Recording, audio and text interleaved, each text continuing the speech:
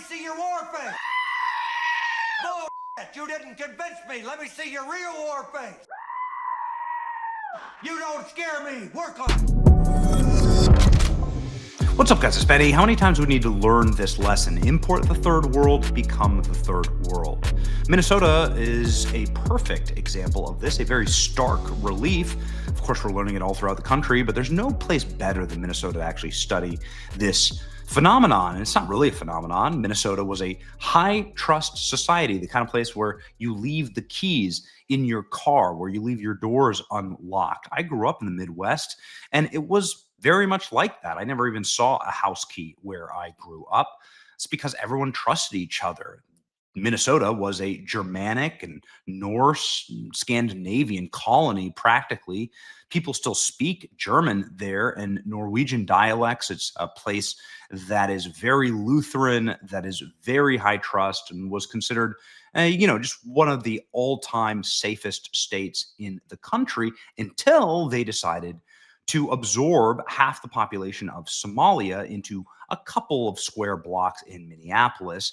And now those blocks are no-go zones run by Somali gangs who are fraudsters, thieves, and funding terrorism with Minnesota tax dollars.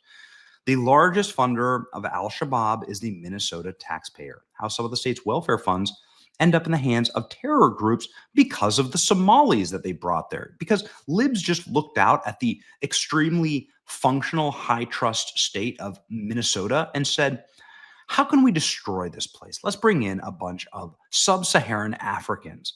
And you know what we get is not just one story of fraud, but thousands of stories of fraud. And the state now has major whistleblowers that just went public that are talking about how Tim Walz knows all of this. He is, by the way, getting an enormous amount of power. He's able to rule permanently because of the fraud state created by the Somalis. They pay for their votes. The Somali ghettos of Minneapolis are what guarantees Democrat electoral votes in that city and in the state.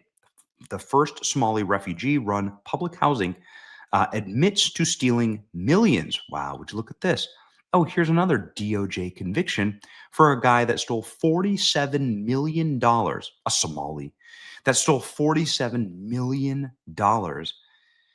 for a organization called Feeding Our Future. They claimed that they were giving meals to hungry children during COVID. They served no meals. They just pocketed all of the taxpayer cash.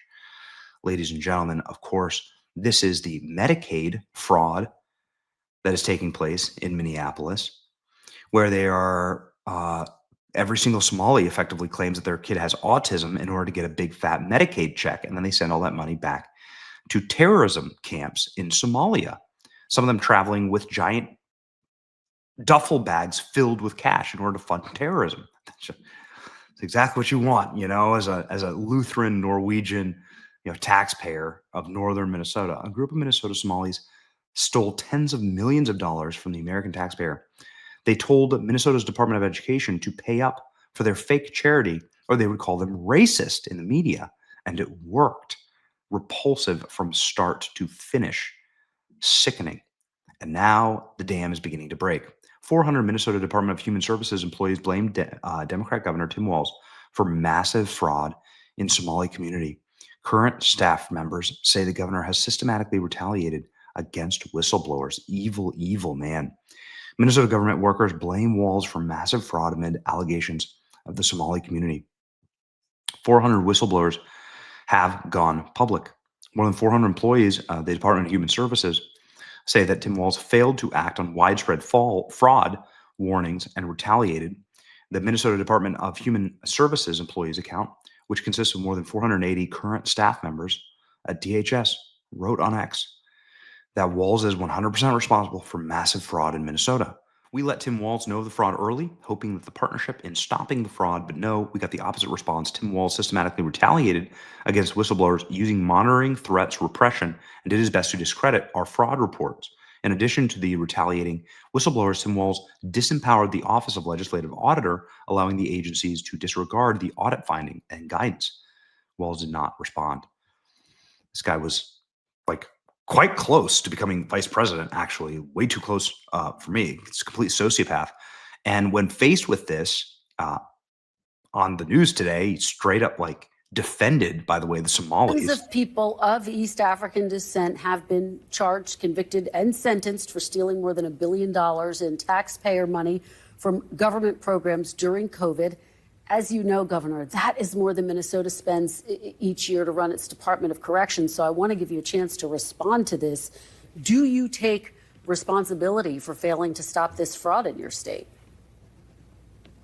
Well, certainly I take responsibility for putting people in jail. Governors don't get to just talk theoretically. We have to solve problems. And I will note, it's not just Somalis. Minnesota is a generous state. Minnesota is a prosperous state, a well-run state. We're AAA bond rated, but that attracts criminals. Those people are going to jail. We're doing everything we can. But to demonize an entire community on the actions of a few, it's lazy. I just went through like 7 different stories. And there are like 70,000 stories of Somali fraud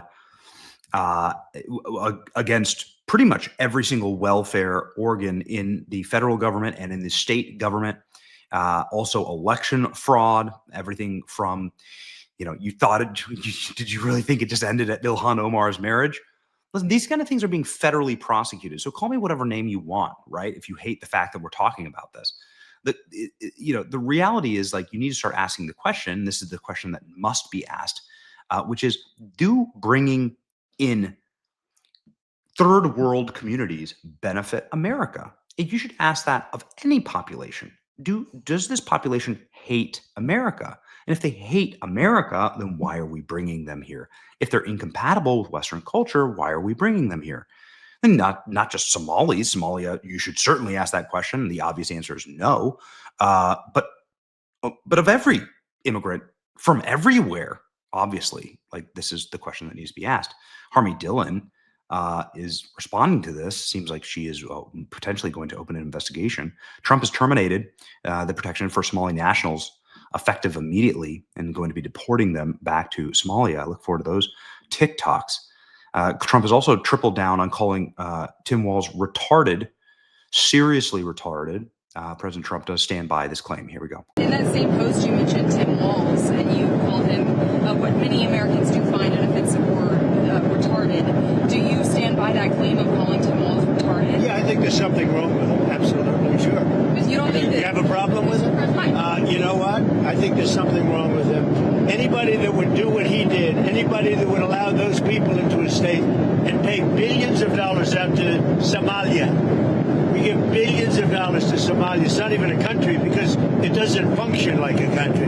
It's got a name, but it doesn't function like a country. Yeah, there's something wrong with Walz. President Trump has also gone on an absolute scorched earth rampage against criminal aliens in our nation, saying effectively that he would denaturalize people that shouldn't be here.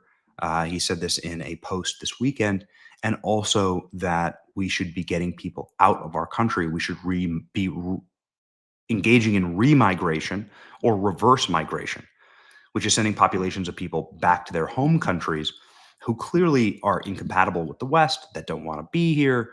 We just had a number of Afghan nationals who were like kill squad Afghan nationals in Afghanistan that we brought here that were planning on or have already killed Americans. Why would we do that? Here's President Trump making these great points. Mr. President, you said that you might denaturalize some American citizens. Can you talk about... You mean people that are in here that shouldn't be here? That became Americans. Are you trying Well, we'll to see. I mean, yeah, if we have criminals that came into our country and they were naturalized maybe through a Biden or somebody that didn't know what they were doing, if I have the power to do it, I'm not sure that I do, but if I do, I would denaturalize absolutely.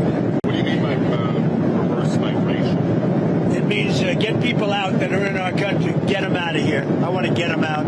We got a lot of people in our country that shouldn't be here, and they came in through Biden, and he was the worst president in the history of our country. But the single biggest thing he did was allow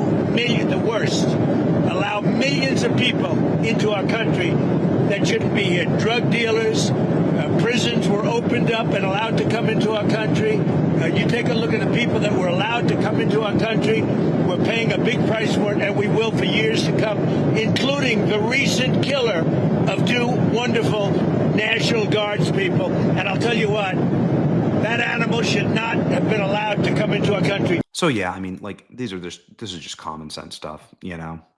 Like, it's just common sense.